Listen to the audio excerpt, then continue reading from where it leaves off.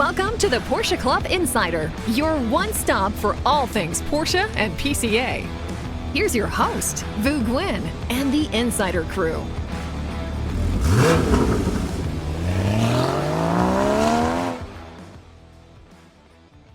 Welcome everyone to Porsche Club Insider. This one's going to be kind of I would say sort of an odd recording because we're doing it way early, but it's because we've got some secrets that we're holding until parade. But then last night we had an incredible unveiling. Before I get into that, I want to welcome you to Porsche Club Insider. Thanks for listening. Thank you to Pirelli for their sponsorship at the table. We're at the PEC, Porsche Experience Center in Atlanta. To my right, I have Manny Albin, and to my left, our National President of Porsche Club America, Aaron Ambrosino.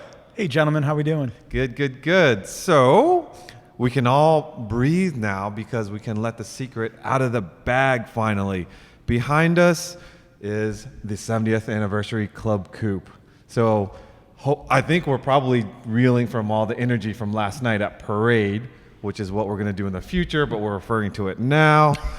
Man, I don't know how I'm going to get through this, but I do want to say, let's share a little bit about Aaron. You've been on the show before, I think, when you first came on as national president, but yes. Just in case they didn't catch that episode, tell us a little bit about yourself. Sure.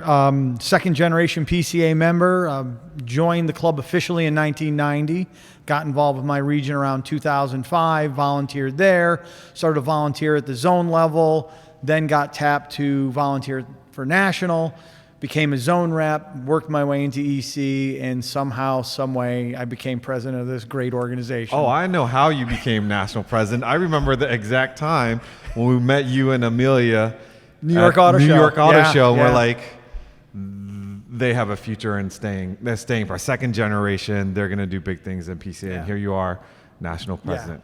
Super excited at the PCA celebrating our 70th anniversary this year. It's crazy that this little car club that started with a small group of people has become what it is today. And, it's amazing that, we're able to do the things that we're able to do, especially a car like this, the 70th Club Coupe behind us. So before we get into the details of the 70th anniversary Club Coupe, let's start with you need to be a member in order to have the opportunity to purchase it. So for those of you that are listening, if you're not currently a PCA member, grab your VIN, head over to PCA.org, set yourself up as a PCA member, and then you might just have the opportunity to buy one of these. For those of you that are looking for a Porsche and don't have one yet, we have the test drive program. Unfortunately, you're not going to be able to buy a Club Coupe as a test drive subscriber, but it will unlock lots of resources so that we can help you find that Porsche. That was an incredibly smooth transition. Did you like for that? The membership ad. That best of all. Were you like engaged? I was. I'm like, wow, look at this guy. I think after 170 some episodes, we finally got it down. So I'm sure Aaron's region would love to hear a shout out. What region do you belong to? Yeah, so I'm from the Hudson-Champlain region. Which is upstate New York. Upstate New York, yep. Spent almost all of my PCA career there. I was in Green Mountain for a while.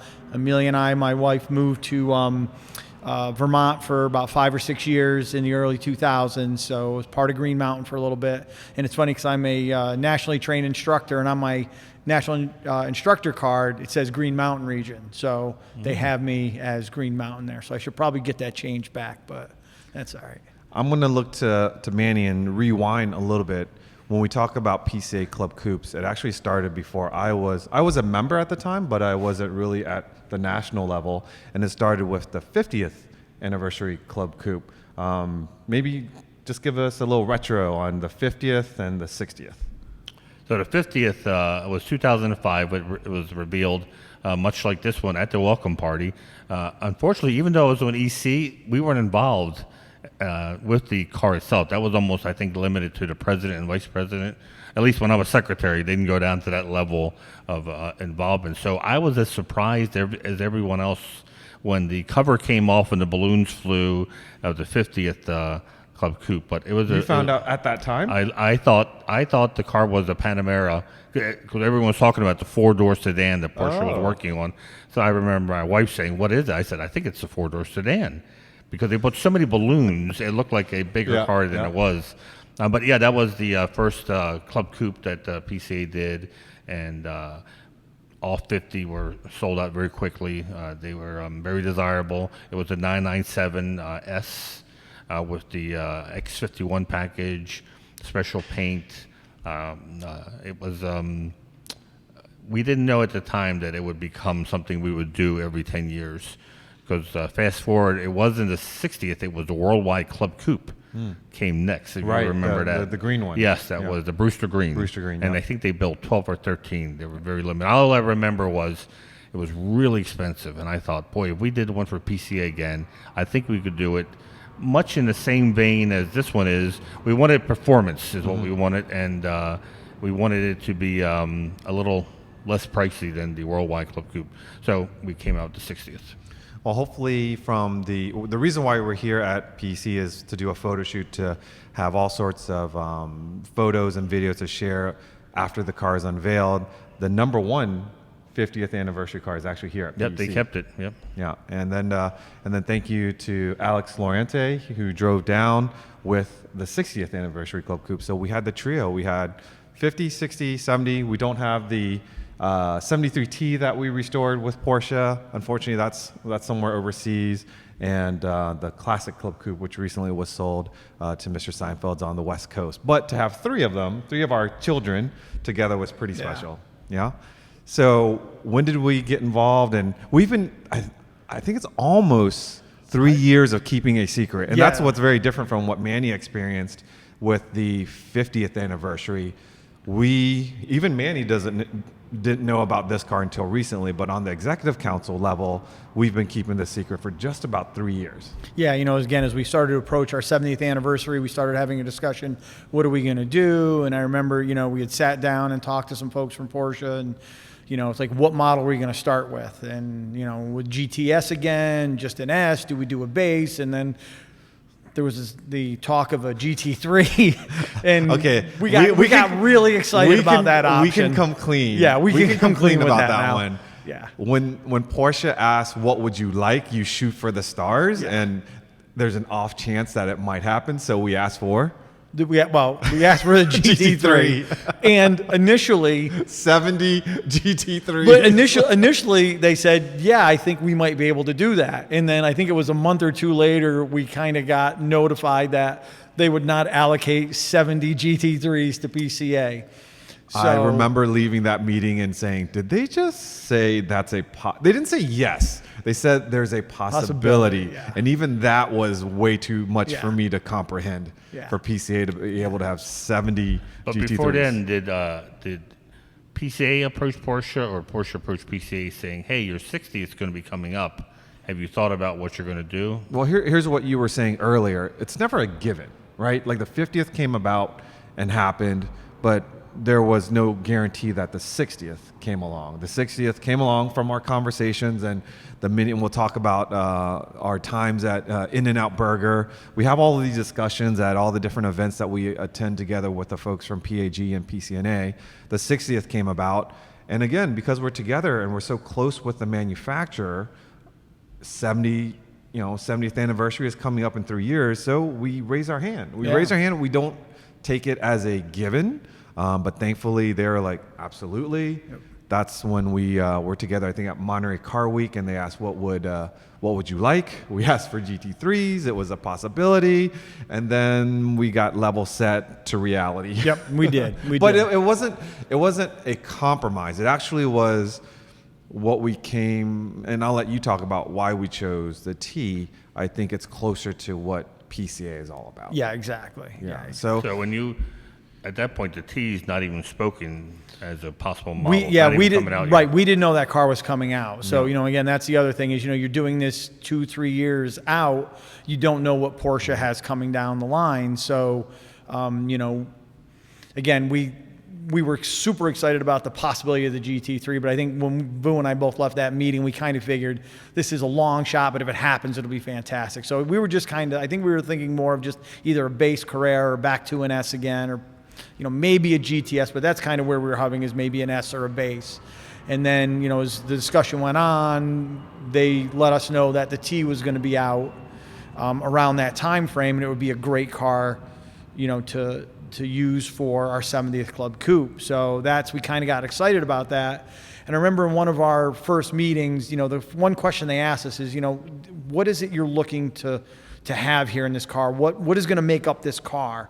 And I remember telling them what I'm looking for is the heritage of Porsche, right? What made Porsches great back in the day, and melding that with the new technology and all the great things that Porsche is today.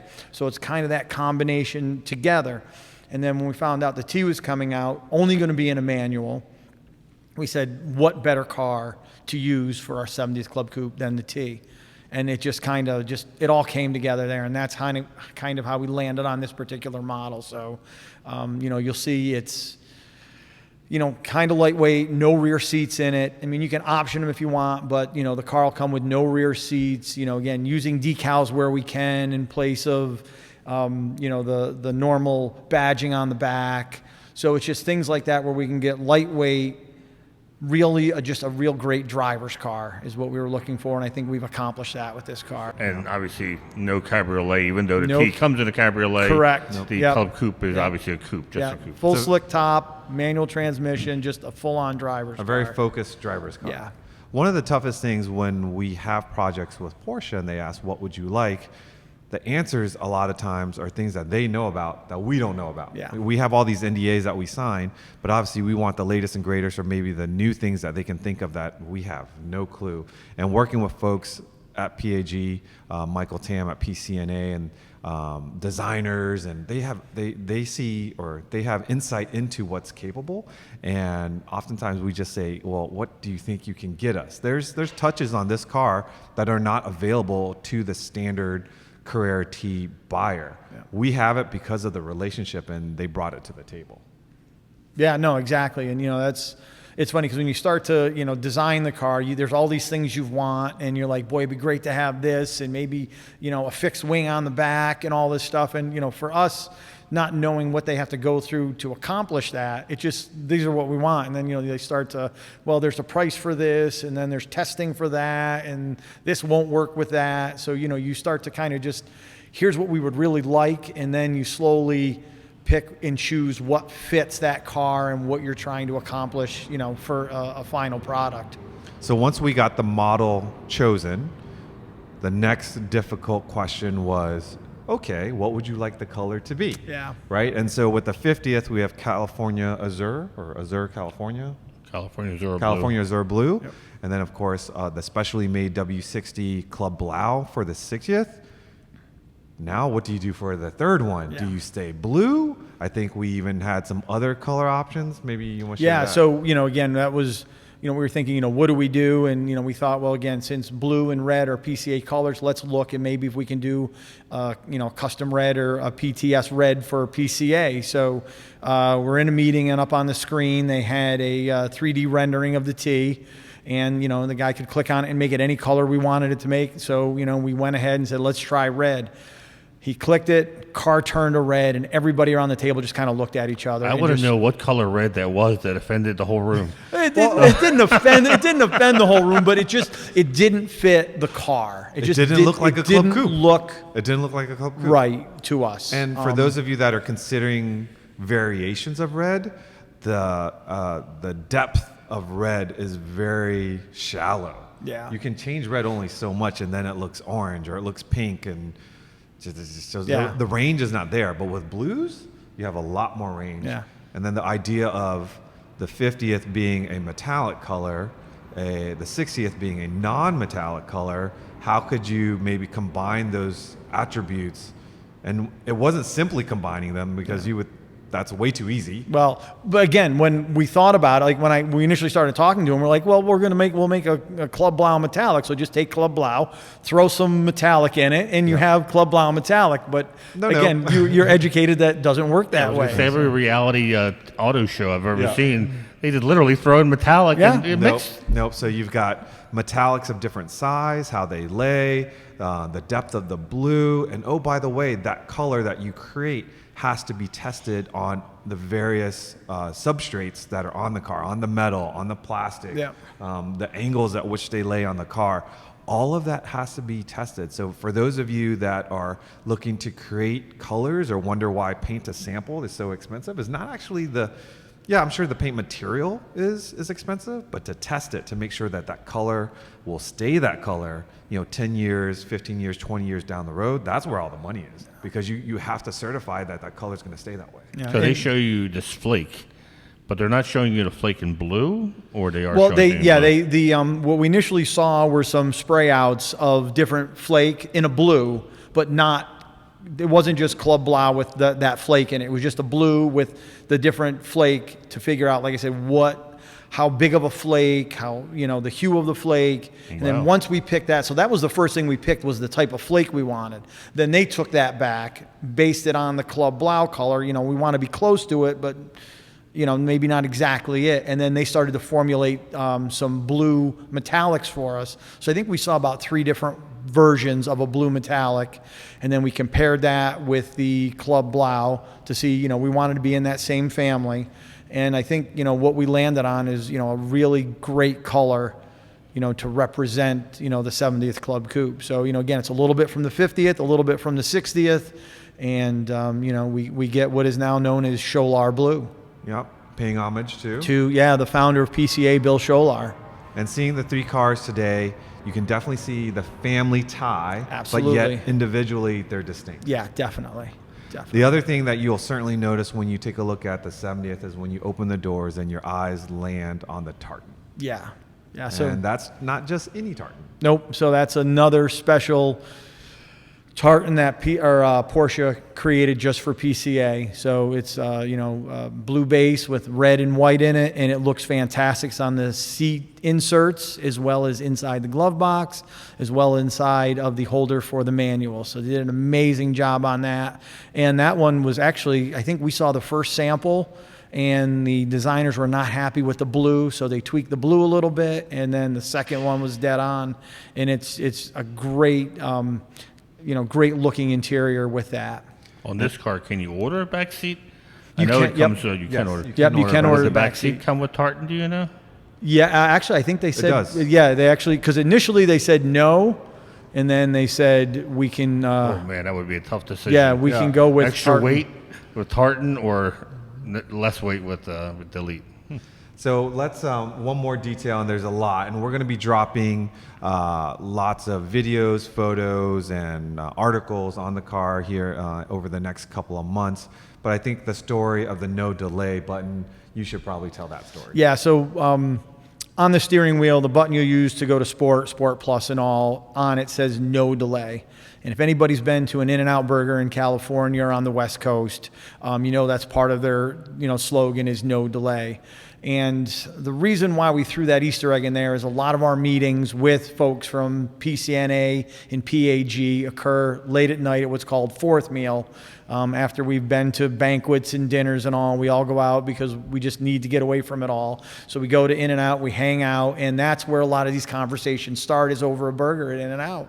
And, there's a lot of things that occurred. I think the Classic Club Coupe is a prime example that, that whole idea came out at an In-N-Out Burger, one evening while we're all together. So, same thing, even here, there's plenty of discussions about this car at In-N-Out Burger. So just kind of a little Easter egg, a little homage to In-N-Out, where we have a lot of great discussion with our friends from Porsche. Yeah, it's a great way to honor the relationship. Yeah. It's a touch point for those that are going to be lucky enough to have this car, to know the relationships between PCA and PCNA and PAG.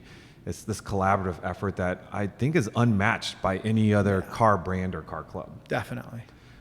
Last thing, how does one buy one of these? Yeah, so you need to be a PCA member, obviously, to buy one. And what we're going to do is, once we reveal the car, we're going to open it up for people to submit their name who have interest in buying, and we will draw names of those individuals that submitted. And if your name is drawn, then you have the opportunity to purchase one of the 70th Club Coupes.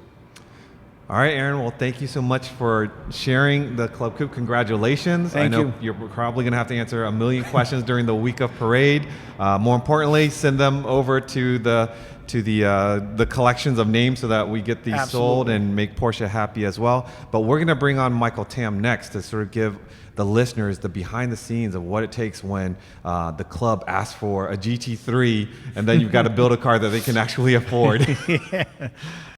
We have Michael Tam in the house, manager, product planning, two-door sports cars, Porsche Cars North America, but more importantly, our main contact at PCNA for the 70th anniversary Club Coupe. That answers the phone.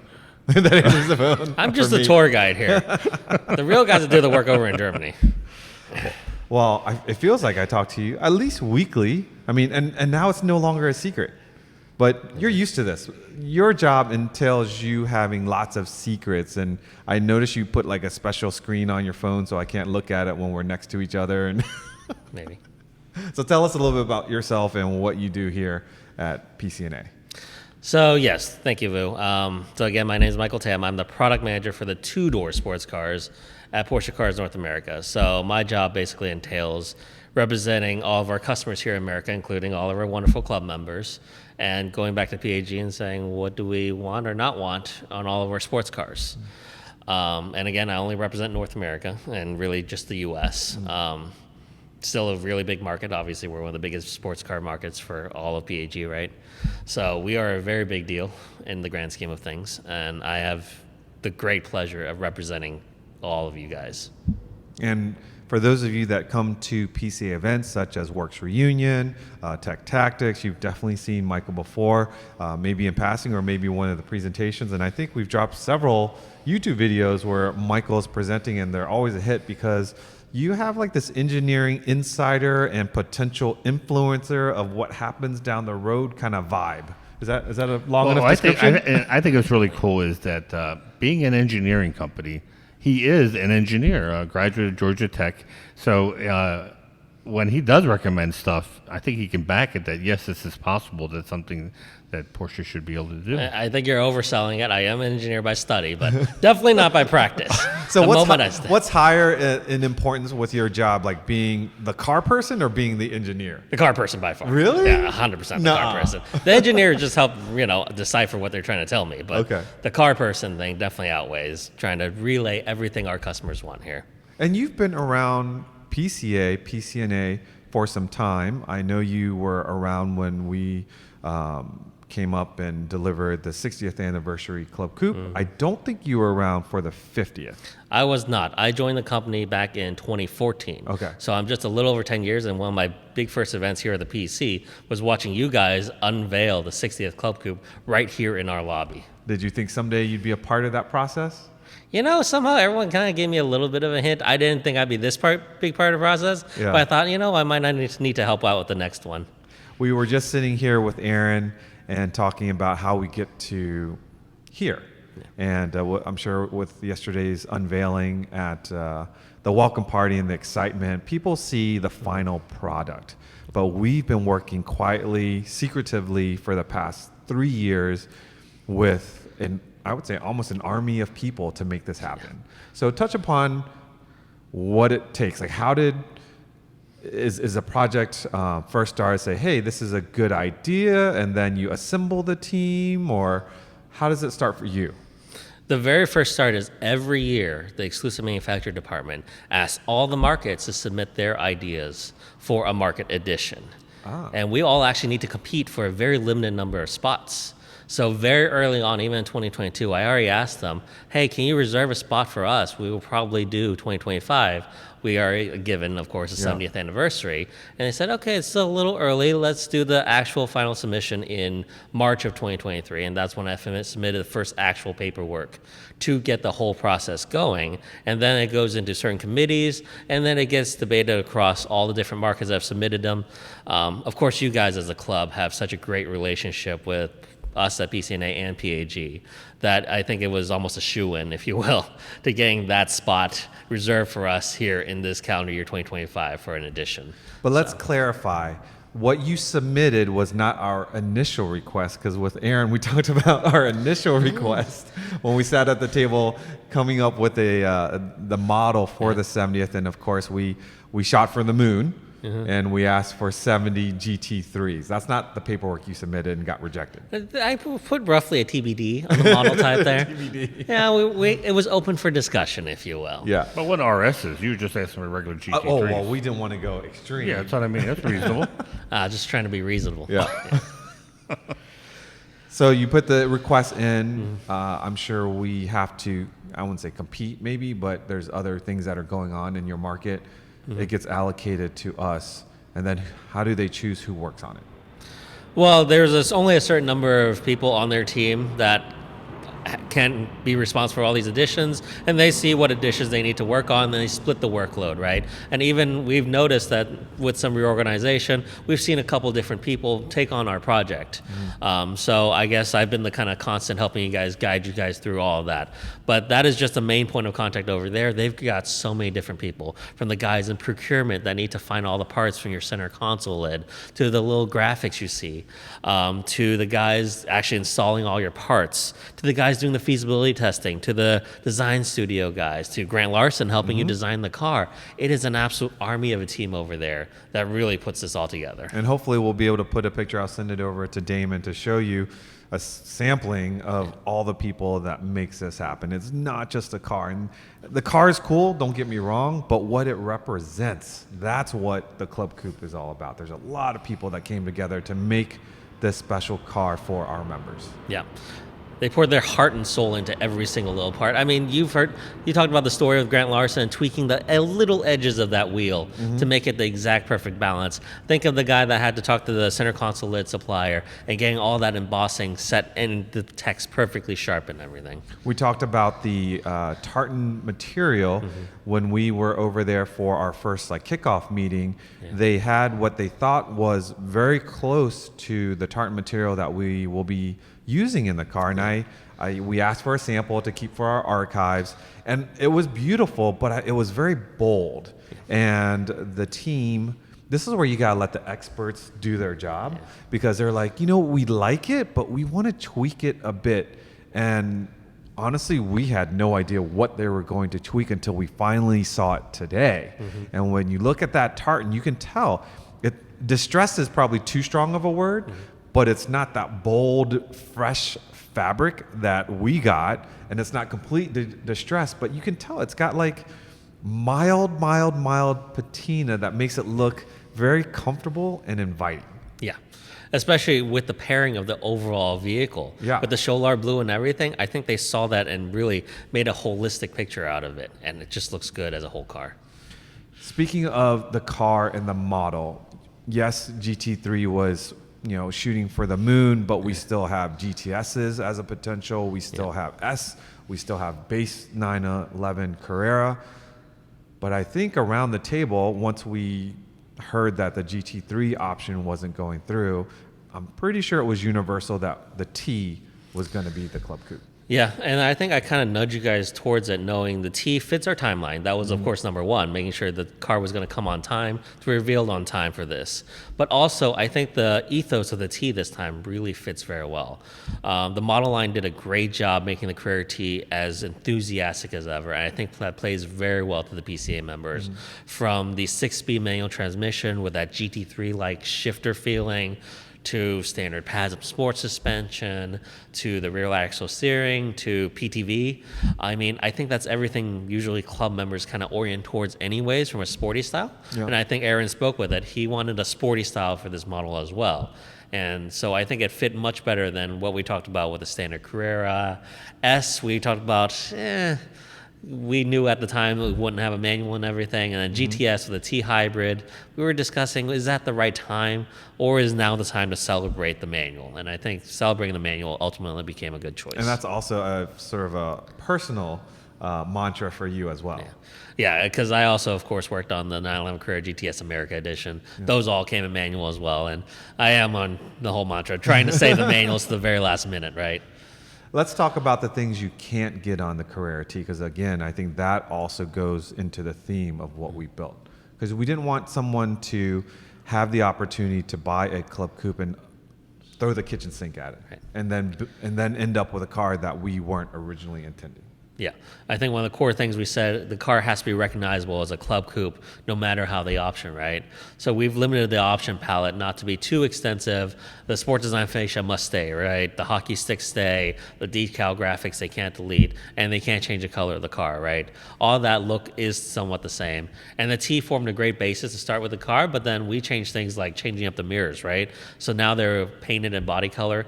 And you see with the RS Spider wheels a different look. Honestly, there's not much you can recognize as a T from the outside. So I think we've created really its own identity as a model here. How does the development of a Club Coupe differ from what you do on a day-to-day basis in recommending specs for the North American market?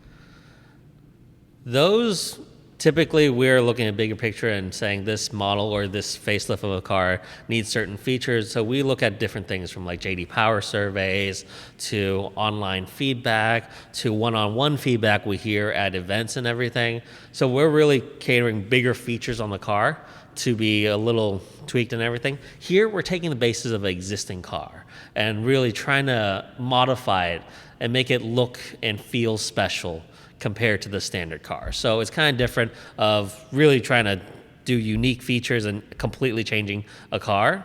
Let's say, oh, the cup holders need to get better, to this is now more of an exercise to make an existing car look even more special. So who holds, I guess, the majority of the responsibility to seeing this project through? Is it more PAG or is it more PCNA? How does that balance work? It's a very shared responsibility. I mean, at the end of the day, we're all one big team, right? Mm-hmm. So everyone has their own little part of it to contribute to make this one big jigsaw puzzle actually fit together. So at the end of the day, everyone has some responsibility. And here, at least from a market context standpoint, my end goal is to get this car launched as well. So I think I help you guys push it to the very end of the finish line. And there's a bunch of people that bring it all the way up to this point. And to bring it and have it unveiled at Porsche Parade at the welcome party, you said the word puzzle, and that's probably a way to talk about how this particular car makes its way, because it's not a car that's going to be sold, and it has to be brought in, and there's certain factors and requirements and permitting. Can you talk a little about it? It's a lot of work to bring this car to PCA members to enjoy as a preview car. Yeah, I'll be honest, most of that work was done by our wonderful customs department here at PCNA, as well as our wonderful customs department over at PAG to get all the paperwork through. But even before that, our VI contacts, our exclusive manufacturer contacts, booking the flight over for this car. This car was flown over in order to get this here on time for the photo shooting, on time for the reel and everything. Yeah. And there's limitations on our usage of it. It's not a road legal car. It's for show and display only, but our members get to sit in it, smell it, touch it, What can you talk about? I think this car has a 6-month vacation with us, so to speak. Yeah. And then it goes back to Germany. It goes back to PAG, hopefully, and their caring hands. And then, hopefully, decide to keep and then it. it's fate. We don't know, right? Cross our fingers. Hopefully, they want to keep it, but that's still we don't know yet. 50 years from now, we'll be doing a tour. We won't be doing it, but someone else will be doing a tour of the archives and come across This will be the very first, the demo car. Yes, and that's what was great as having this car. They were able to test out building and getting that tartan inserted, making sure all the stitching looked good. I mean, you saw this car when it was being finished back in December, was it? We did. And you saw it still in the stages, and they were still tweaking the last minute things. Yeah. So this formed actually a great basis as a final test car. Did you say that the 18-way was only seats you could use for the tartan inserts? Yes, to do the tartan, you have to be upgraded to the 18-way. But that's because the customization for the seat centers and the leather pull strap and everything all come together as that one package. Can you talk a little bit about the customization of the car and how that happens? We all know, GT3, all the different models are all on the same line. But when it gets this particular treatment, is that treatment done on the line or is it pulled off and done somewhere else? There are some aspects they're able to do on the line now. Ultimately, the exclusive manufacturer guys are the ultimate experts there. But I have seen that they are able to install certain parts on the main assembly line now, but the finishing touches really go over to exclusive manufacturer, where they swap out the steering wheel for that new cool new no delay, the trim you see with the Club Coupe logo. Yeah, they really do a lot at the end, a lot of handmade touches on the car itself, including those decal graphics you see on the front side and the rear, the grill badges installed at the exclusive manufacturer. So a lot still gets done after the main production line. When it comes to delivery of the Club Coupes that our members will have the opportunity to buy, is that out of your world, or will you still be a little bit part of that as they start getting released to the wild? Oh, I'm going to be watching every single one. Yeah? Making sure they get delivered. Just like I did with the tribute package, just like I did with America Edition. I watch every one through to the end just to make sure. And Just that's what I love about Michael. He really throws 110% into his projects with us. And as I said earlier, sometimes I just have to rely on Michael that he knows something that I don't, that he'll bring to the table when he can. And we just have to just trust that we're going to get to that end point that everyone's going to be happy. So with that said, you know, it's 50th, 60th, 70th, there's got to be a continuation. So I want to ask you to start thinking about the next iteration and where we might be in a few years. If I'm still around. Start taking notes. Maybe I don't want to be around for that. Manny, anything else from Michael? Yeah, very critical. I noticed the car does not have that 6-speed sticker that the other Carrera T's. Yeah. Is that an option, or will not come on this car? That was removed for this car, again, to kind of minimize that Carrera T look and really identify this more of its own model. Of course, if it really comes to it, I'm sure we can order some stickers and have someone put it back on. I think I saw some extras But too. yet on the dash, there's still the small little kind of Yeah. printing on the thing. Did I there's still understand small correctly hints. that they took out the MT and put PCA? They did? They did. I was shocked they allowed Yes, for that. especially after your presentation at Tech Tactics. I thought that was something they were very proud of, that they would not remove. And we knew it was from Michael Tam. Oh, but yeah. now Yeah, they changed it to PCA for this, just for this special edition. exactly. And Well, the wheels, I think, are pretty cool. Oh, yeah. I can't wait to see the video. But you say in motion, they kind of give a look of a Fuchs wheel. They do, and especially when we're doing the photo shooting with the 60 car, you really see that Fuchs look just Exactly. inherited across this car. Yeah, when I heard Aaron say that, I thought that is a really cool tie-in, because the 60th we were trying to recreate using those anniversary wheels. And the finished product, it may seem like, oh, well, that's a simple solution or a simple design. But I can tell you the emails and the discussions that we've had in the past for that particular wheel pattern, how much overlap the silver and the black, the silver ring, like every little detail is discussed.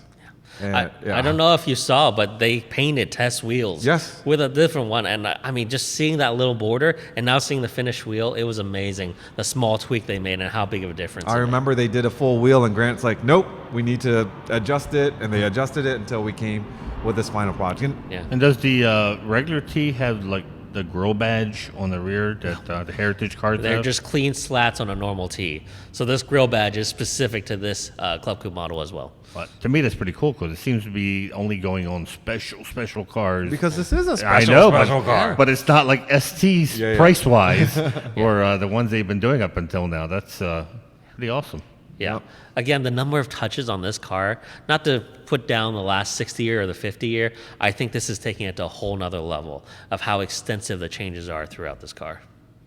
There you have it, ladies and gentlemen. Michael Tam, thank you so much for all of your support, all the team members at Porsche Cars North America, the folks back at PAG. You know who you are. Thank you so much for making this happen. And I want to congratulate PCA members. This is our car to celebrate our anniversary. And you, as a member, have an opportunity to buy one of these. And we'll share the details of that soon. But we're just going to take it all in, soak it in, that we don't have to keep this a secret. We let everybody know yesterday at the welcome party, and I can't wait to start seeing not only this car at upcoming events, but as they start rolling, some of these cars will be delivered later this year. Yep. Here we go, Manny. We've got two people that were critical in the development, the production, of the 70th Club Coupe, and that is Mr. Alexander Fabig, who is Vice President of Individualization and Classic, and also Grant Larson, which has also had many titles, but I believe his current title is Director of Special Projects at Style Porsche. Gentlemen, welcome to PCA Insider, and we've got a couple of questions for you about this very special car that we just unveiled. Manny, you kick it off. Oh, they're also PCA members, which is very cool. So I'm curious, gentlemen. You're all familiar with the previous two Club Coupes that PCA did with Porsche. When you did the 70th, how much did you look back at those for inspiration or ideas, or did you start with a blank sheet of paper? I think with every project, you always start with a blank sheet of paper.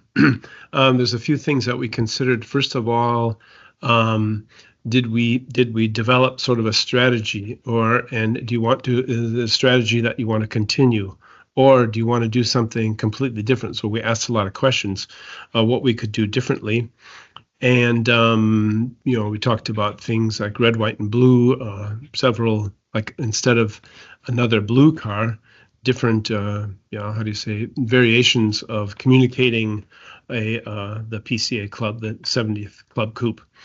But when it came down to it, we all decided, including you people at PCA, is that we'd stick with our blue.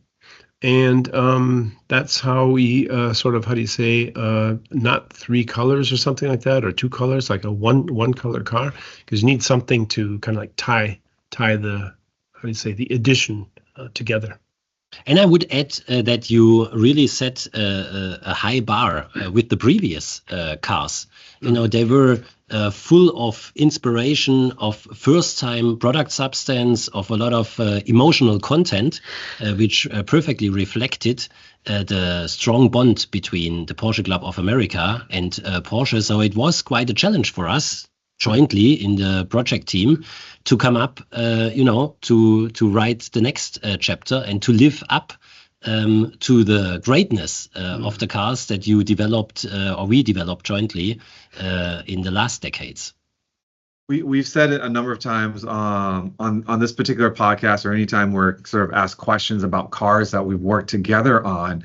You typically come to the table and ask us for our wishes, but you are the holder of so many secrets and things to come. Like, we don't even know what to ask for, but we just, we sometimes we kind of shoot for the stars, and hopefully some of that stuff sticks. But then you really do steer us in a way that I would say we have full confidence that when you kind of take us down a path, that we will end up with something incredibly special. And in this case, it was the case for the third time for the third Club. Yep. Well, I think you have to look at the last car we did before that for PCA was 10 years earlier. And a lot of things have happened, whether it's like technology or different ways of executing things. So there's a lot of new things that we can also include in this car that we have not in the past. And some behind you, there's Bib, the Michelin Man, with a very unique hat on it. And for those of you that are listening and not watching the screen, Bib is actually wearing an in and out cap. And we joke about how much time we are in conference rooms, but we also spend quite a bit of time in the booths of In and Out and discussing very serious matters, which the Club Coupe was one of them.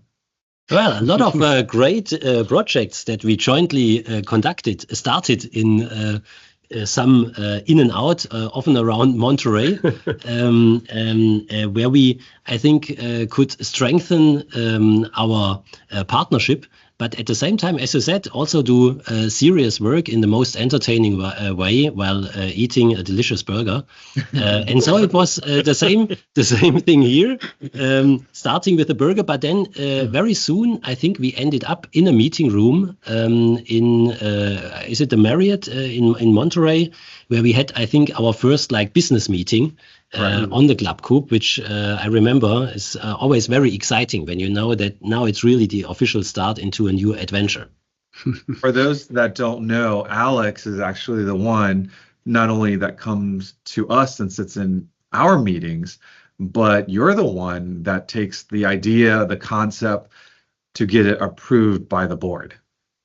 Yes, which often enough is not a huge challenge, because the topics and the projects are of such beauty, high emotional value, that it's most of the time easy to convince other decision makers here in the room. But yes, of course, I mean, that's a corporate world here, so we need to get everything on board, and that's also a part of appreciation of what you do, that also our complete board is aware of what we are working on together. Yeah.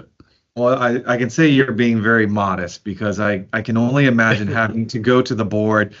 One thing to ask maybe for 1 or 2 cars, but on behalf of PCA, you're asking the first time you asked for 50, 60, now 70 cars. That is quite a commitment from Porsche to do something for one of its clubs. And I believe we're the only one that has had the opportunity to do something of this size.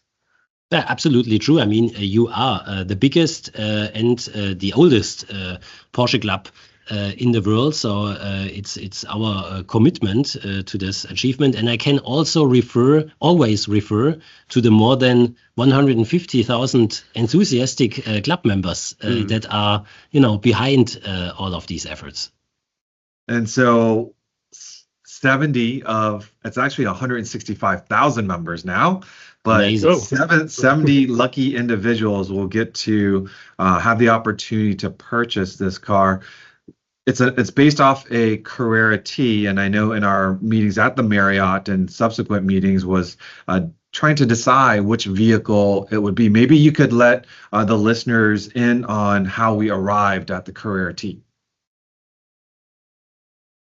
Well, I think if I remember right, it was all about a driver's car. It's for serious Porsche people who drive and who shift gear in a car.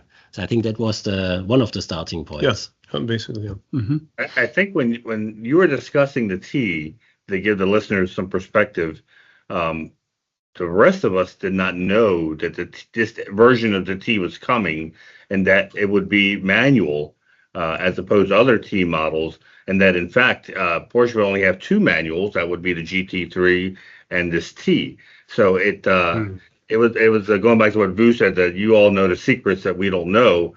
That was definitely a secret that we're glad that you let us into, because that, to me, makes this more of an enthusiast car, where enthusiasts always start with make it a manual. Whatever you do, make it a manual. Sometimes that's not possible because that's not available in the model.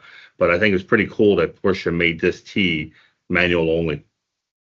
Well, absolutely, and you're right. To be honest, I already forgot about it, but you're right. Back in these days, we didn't have the communication yet. So I think probably we were tapping around and said, we have an idea, trust us, we come forward with a suggestion. But as you said, I think the word enthusiast is here the foundation of it all, and probably the ratio of PCA members who also have a shirt which says "Save the Manual" is quite high. So we thought that's let's build the car for the shirt. The color is probably the most striking feature of the car. Obviously, we spent a lot of time on it. Grant, from the designer's standpoint, it's not simply taking inspiration from the 50th or from the Club Blau of the 60th and simply adding metallic. There was lots of going back and forth, lots of spray outs, and I think you call them little frogs, and you sent the paint samples back and forth. Like, explain to us what goes to your mind as a designer of achieving the right mix in order to call it the color that we have today. Yep. Well, when we started out, like I mentioned before, is we thought, do we want another blue car? But then we determined that, well, as soon as you deviate from that, it might, how do you say, you develop sort of a PCA club car or club coupe, sort of like a strategy, or like I don't know, what's the word for it, where it almost has to be blue. I mean, the idea of doing a series of three cars, red, white, and blue, representing the USA. There's a lot of other countries that also have red, white, and blue. So we canned that idea and then focused on a derivative of the famous Club Blau that we had in the past, but just a little bit different. So in all the color samples that we did, we came up with, I would say, 6 different sort of like fully developed versions with real subtle differences. And there's a lot of people involved, and anytime you decide colors, it's real sort of challenging. Keeping in mind that the first thing that strikes you when you see any car is basically the color, because it's from really far away. So when you see a car from far away, the first thing you see is the color. So it has to be a hit right from the start. But in the development process, we had some very good people in the color and trim department doing all these real subtle variations once we had the direction. And these color samples that Alex mentioned before, little frogs, as they call them, in sprayed samples, I brought with me to going way back to Rennsport Reunion, where we met up in this pavilion with Paul Greger back then and Aaron. And we spread out all the colors while the cars are driving by in the track below us. So it was like a real exhilarating, motivating location. We had all the colors. That's when we decided the final color. And if the color is the first thing that grabs your attention, the very second thing you also had a lot of personal touch to was designing the finish for the RS Spyder wheels. Yeah, so the wheel development is a real tricky thing. You'd love to do, for every new car, you do a new wheel. But that, of course, with certain additions, is not possible. It's not cost effective, and it would spring the costs out of the range. So what we did is the Spyder RS, I think we had a choice of 2 wheels. And I looked at the wheel and I thought, well, how could we make it different if you just paint it black, with a red or silver or white ring or something? It's like, nah, we did that before. So I harked back to this a car we did, this real limited edition car we did for Manthey. It was basically all 25 years of Manthey cooperation with Porsche based on a cup car. I should get that right. Let me think about that. In any case, that's irrelevant. But the wheel that we did to set that car apart, we painted on the inside of the spokes. And anytime you want to try something new, you always get no for an answer. And I just said, try it. Just try it. And then the clever guy who had the job of executing that on this limited edition of 30 cars, outrageously expensive cars, he showed up. That was during Corona. Showed up at my house, and we looked at it in our garden. That it worked. So that idea, I thought, okay, if it works for 30 cars for, I don't know, 700 or 800,000 each, will it work for 70 cars at a lot lower price? And I just wouldn't accept no for an answer. There's always reasons why things don't work, but we managed it, and it made a really big difference. And I was really surprised at how much you can change a wheel by. You think it's only paint, but it's much more than paint. It's all hand done. It's very, very complicated. That's what makes it really special.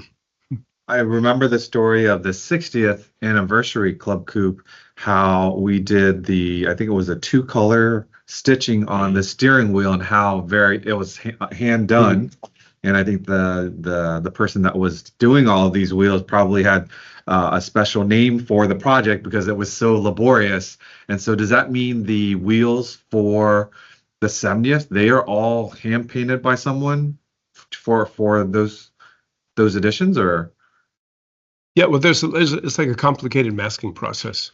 Yeah, there's a lot of handwork involved to achieve that and effect. Really, we had, when I think by the time this podcast comes out, we'll have pictures and such. But when we got to preview the car at PEC Atlanta, there was a car with our Spyder wheels, and with our car next to it, it looked completely different. Though the wheels look completely different. And then also, what was a really cool thing, and maybe I'm kind of pulling a stretch here, but as it rotates, because of where they're highlighted on the wheel, it does kind of like is reminiscent of how the pedals on a Fuchs look when they Right, spin. right. So it's again, like you said, it's the same wheel, but just because it's finished differently, it gives a completely different look. Was that the effect you're going for when you designed it?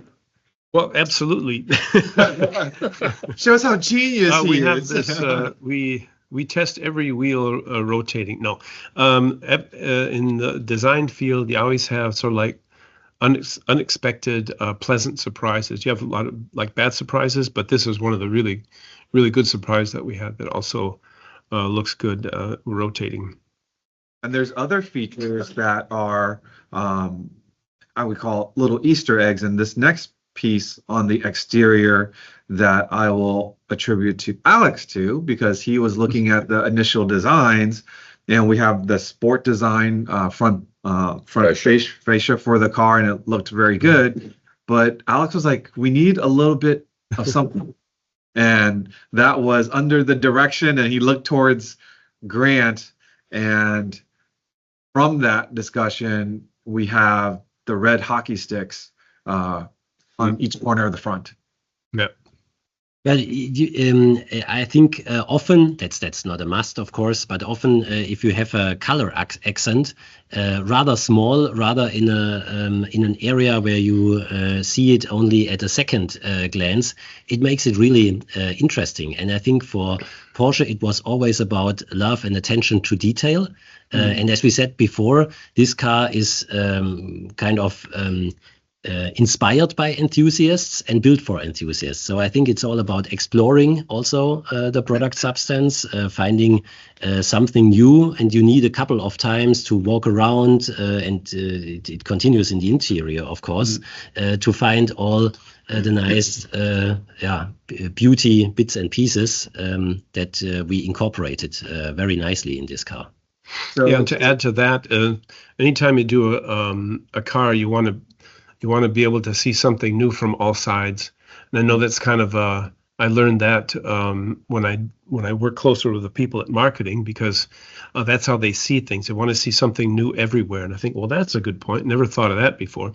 But it's even more so important with something when you're just playing with color and not being able to like redo the new bumper. So it's like from every corner of the car, you should always have like little identification elements. And that's what, of course, we chose red as Guards red, just like the colors from not only America but from the PCA logo. Did you? Am I stretching this, or because the first time I ever really heard of the hockey stick term used for a stripe was from you, and it was for the classic Club Coupe. So to me, as an enthusiast, as a PCA person, I think that's like a little nod to the other car too, because it's something that you created. It's of course larger on the classic Club Coupe, but it's a little reminder that this is part of the family. Yeah, I'd like to say that was intentional. That was also 100% intentional. But if you want to go back in the past, if you think of the 964 and the 968, they both had like a trim panel that went along the sill and then came up and turned into the the stone protection for the rear wheel. Those were called hockey sticks back in the 80s and 90s. So, Manny, any other questions for them about the Club Coupe? I think it's. I was really impressed with it. Like I said, to me, it was an enthusiast car, and even though I wasn't involved, I think maybe one of the earliest discussions when we were theorizing what the next Club Coupe would be. I think you guys did a phenomenal job, and I think the brand of Club Coupe is really entrenched now. I know we did the 60th. It was like hey, have they thought about doing another one? But never thinking that we would continue doing this. But now there's people who collect Club Coupes. Wow. Well, I fully agree, Manny. I like that very much. That Club Coupe is a brand now. It's something very specific and emotional in the Porsche universe. And there are so many stories about it. As you just mentioned, the little hockey stick in red that reflects and memorizes the big one in gray. And so we are very proud and honored to have the possibility to work together with you on that project. And of course, probably and hopefully, and I'm pretty sure, this is not the last chapter of Club Coupe. Very much. And there's still so many more details to cover, but we'll let the members talk to you in person when they see you together with the car at Porsche Parade. And thank you to you both for all your time, effort, and energy to make this car happen for PCA and its members. Thanks for the wonderful partnership. Thank you.